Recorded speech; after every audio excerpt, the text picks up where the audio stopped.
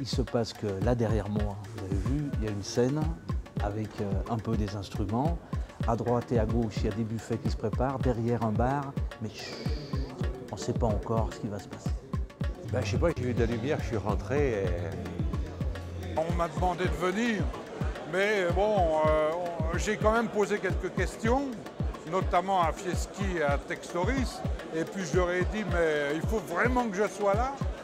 Ils m'ont dit, oui, il faut que tu sois là, mais dites-moi quand même à quelle heure. Ben, viens vers, je sais pas, 18h30, 19h, 19h30. Donc à partir de là, je suis venu, 18h30, 19h30, 20h, mais je ne sais pas du tout ce qui va se passer.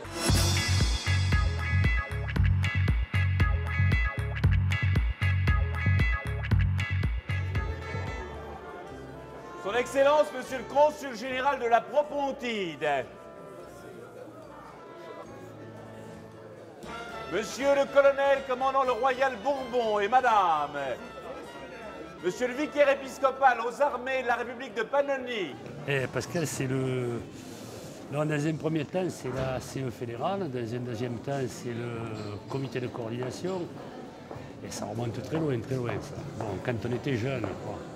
Pascal, c'est un compagnon de route depuis longtemps, dans les activités syndicales, sociales. Je pense que je me devais d'être là, malgré ce qui nous sépare, malgré le bras de mer qui nous sépare. Quand Pascal a décidé de s'engager pleinement dans des responsabilités,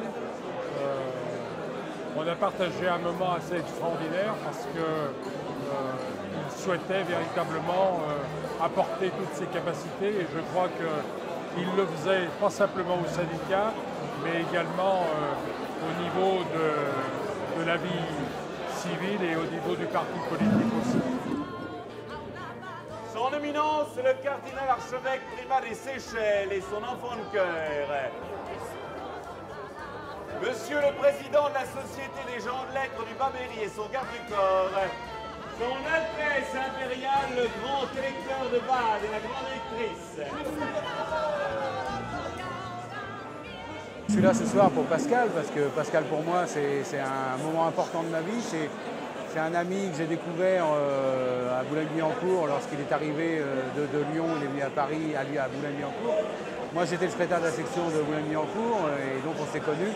Et depuis on a lié d'amitié et on ne s'est pas quitté depuis. Donc moi je ne pouvais pas rater cet événement parce que Pascal pour moi c'est un grand ami, il restera toujours un ami.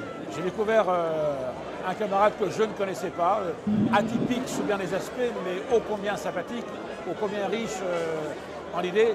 Et à partir de là, c'est un long parcours en commun qui nous a conduit à lancer Soulac, qui nous a conduit à lancer plein de choses, parfois un peu folles au départ, mais dont après tout le monde se félicite.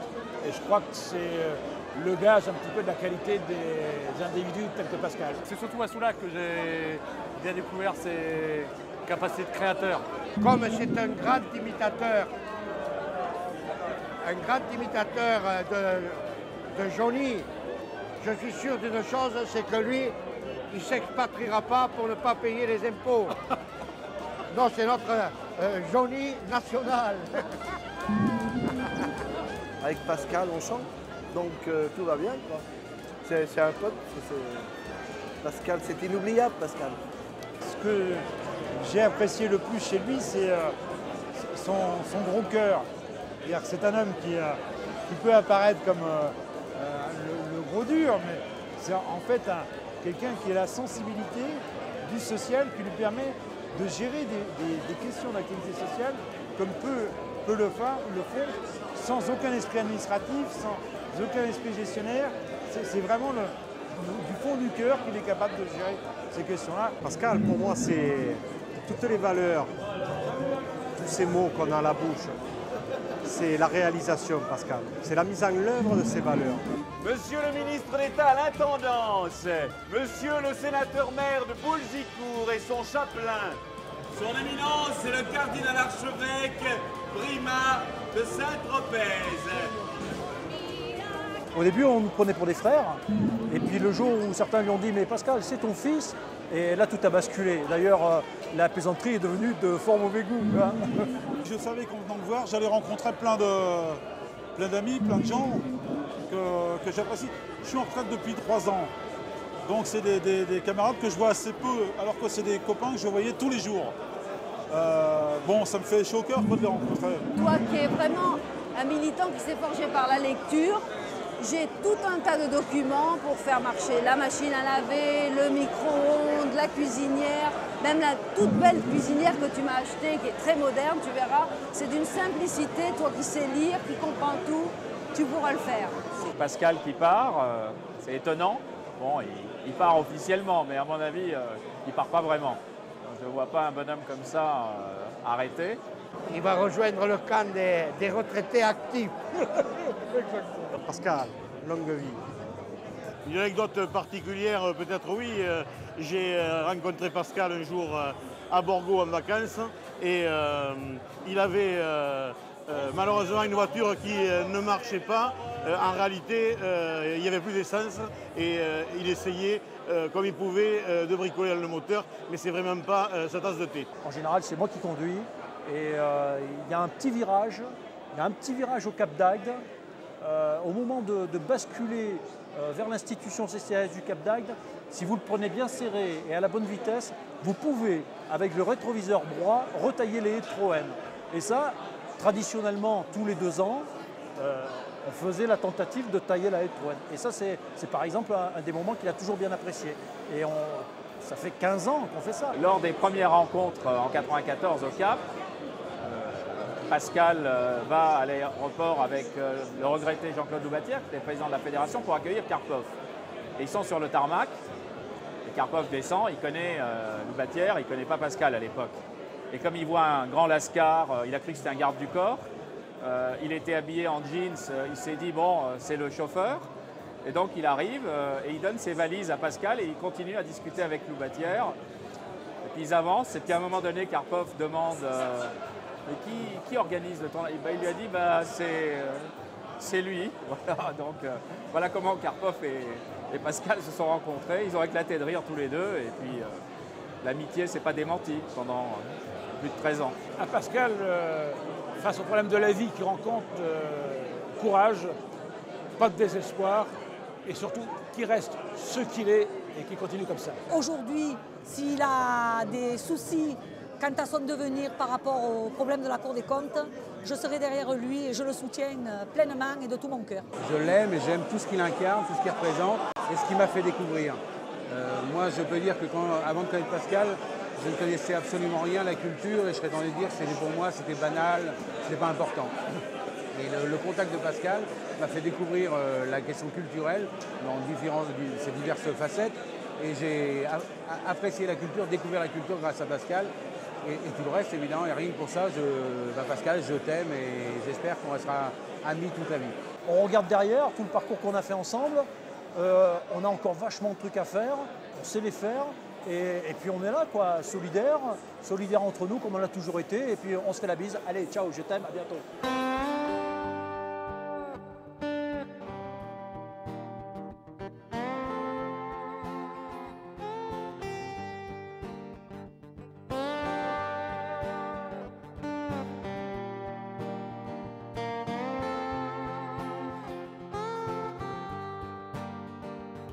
Le monde qui s'écroule a des parfums d'incendie.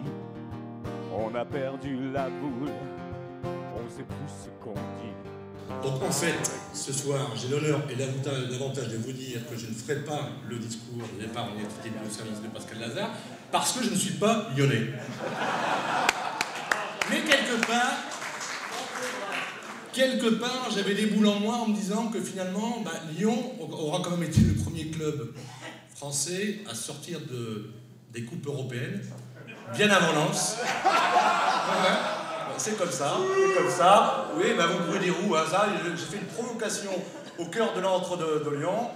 Moi-même, je ne suis pas un saucisson, donc je passe tout de suite la parole à Virginie, notre co-secrétaire générale de la fédération.